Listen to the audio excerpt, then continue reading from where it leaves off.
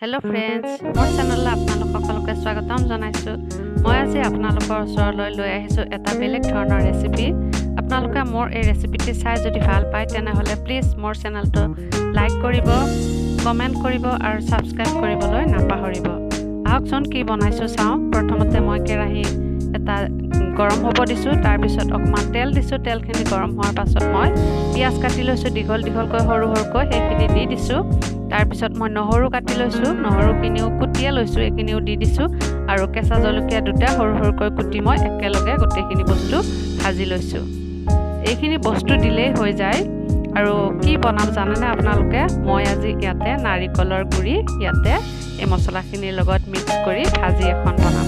এই নাৰিকলৰ গুড়িটো আজিকালি অৱশ্যে বজাৰত শুকানকৈয়ে কিনিব পায়, আৰু মই এইটো কিন্তু ঘৰতে ৰুকি লৈছোঁ ৰুকনিত। আৰু এনেদৰে মই এই মছলাখিনিৰ ওপৰত এই নাৰিকলৰ গুড়িখিনি দি দিছোঁ।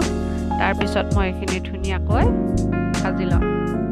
আৰু এইখিনি নাৰিকলটো অৱশ্যে ঘৰত ৰুকি ল'লে গাখীৰটো উলিয়াই ল'ব পাৰি। মই ইয়াতে গাখীৰ উলিয়াই লোৱা নাই। গাখীৰ উলিয়াই নল'লে অলপ সময় বেছিকৈ ভাজিব লাগে, কিয়নো লেপলেপীয়া হৈ থাকে। আৰু যেতিয়া শুকান হৈ থাকে তেতিয়া কিন্তু খুব কম সময়ৰ ভিতৰতে নাৰিকলখিনি ভজা হৈ যায়। ইয়াতে মই জোখমতে নিমখ হালধি দি দিছোঁ। নিমখ হালধিটো খুব কম পৰিমাণে দিলেই হয়। এয়া চাওক, মই দি দিলোঁ নিমখ আৰু হালধি। আৰু ল' ফ্লেমত বনাব লাগিব যাতে তলিত লাগি নাযায় এই বস্তুখিনি, আৰু সকলো সময়তে কণ্টিনিউ লৰাই থাকিব লাগিব। আৰু এই নাৰিকল ভজাখিনি খাই সৰু সৰু ল'ৰা ছোৱালীবিলাকে খুব ভাল পায়। ভাতৰ লগত আপোনালোকে বনাই খাবচোন কেতিয়াবা যদি খোৱা নাই, আৰু মোক কমেণ্ট কৰিও জনাব। গতিকে আপোনালোকে ভাল পাব বুলি মই আশা কৰিছোঁ। এয়া চাওক কিমান ধুনীয়া কালাৰ আহিছে।